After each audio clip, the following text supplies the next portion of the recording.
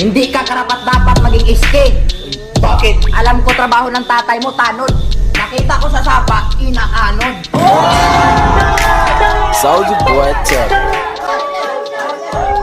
So ngayon guys, nanginginig yung kamay ko. Nanginginig, matibay to. Alam mo, hindi bagay sa'yo tumakbo ng iski.